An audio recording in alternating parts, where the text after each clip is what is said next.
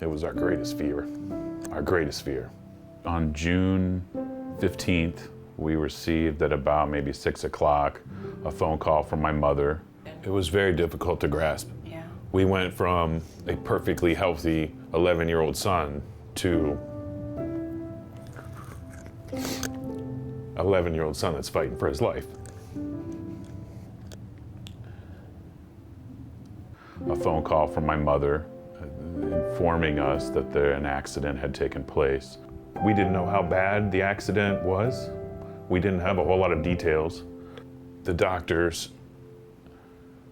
and the nurses began to explain the extent of the injuries and how serious it was.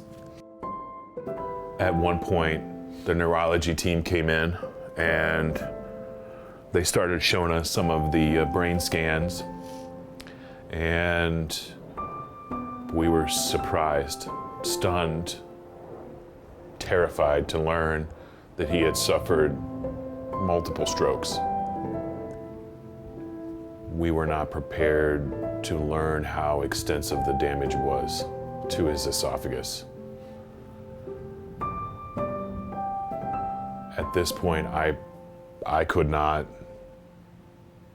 still could not let go of the risk of infection, the worry.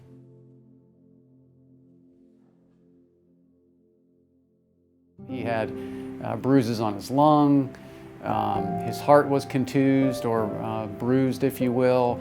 He had an esophageal injury. It's like having a fire, and rather than aggressively extinguishing it and causing a lot of water damage and cooling down things that you don't want to cool down, we very smartly contain.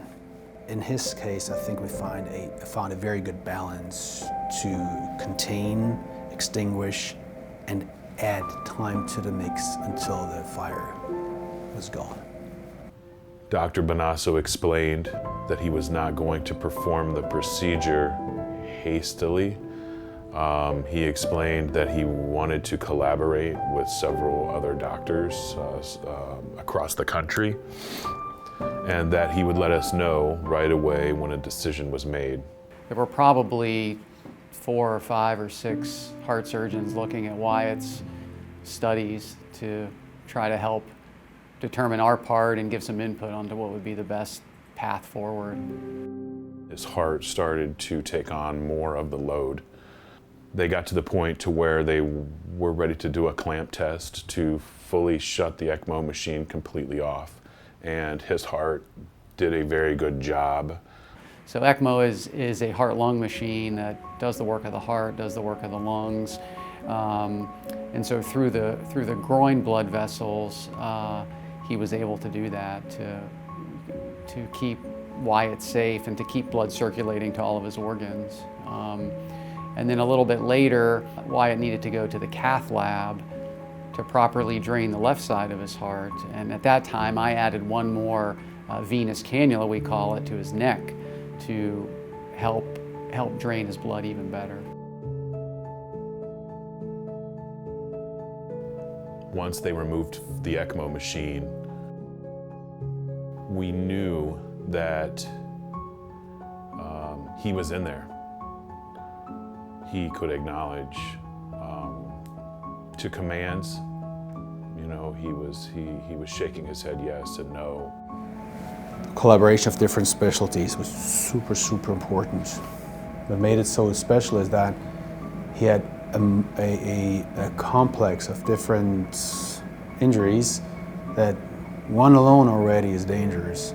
Not speaking of having 2 or 3 or 4 of them, and then the treatment of one can jeopardize the other one. So that is the tricky part. What do you do first? So that fine balance of doing just the right thing at the right time, that was, I think, the biggest difficulty here.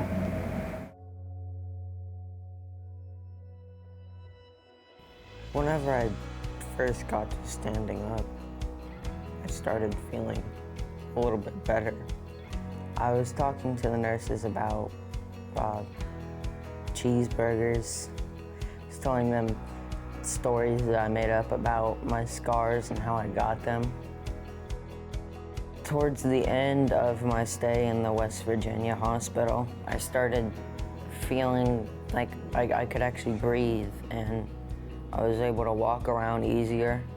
I was taking a lap around the whole floor with like only sitting down like one time. The time when he was realizing what happened, the time when he couldn't eat, the time when he felt the pain, the time when he realized that he couldn't get out of the hospital for a long time. And in that very crucial period of healing, your own strength and your family strength are very important. Or talk to him. We did not think we were ever be able to talk to him again. There were window washers that were dressed up as superheroes, Marvel characters and DC characters. They were washing all the windows on the hospital, and they came into my room and took a picture with me, and I think they were working super hard to just get me out and about. They got me outside for the first time in like 2 weeks. I don't necessarily know how long it was until I got outside, but I got to get a breath of fresh air. And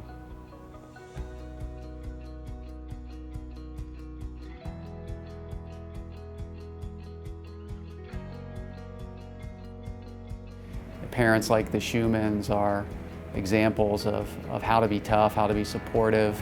And you know, Wyatt is a perfect example of a kid that's just incredibly determined, incredibly tough. And we see lots of parents and lots of pediatric patients, and these parents and this patient are in the highest percentile of toughness and perseverance, I would say. He would not be here if it was not for the response, the judgment, and the actions of these people, of everyone. And that includes these first responders. I cannot thank you enough. We cannot thank you enough. I would tell Wyatt to remember that he can overcome almost anything. Somebody who's survived such situation, showed that much strength, he should not forget this. He should remember that he can do, or at least take on, whatever he wants. Every time they took another piece of equipment off of him, or took another IV out, or another tube came out, every time something left, it was one step forward. There is an overlying natural healing potential in children that is making these things possible. I would like to tell the doctors that I'm really thankful for, just that I'm here today, because it's because of them that I'm still here right now.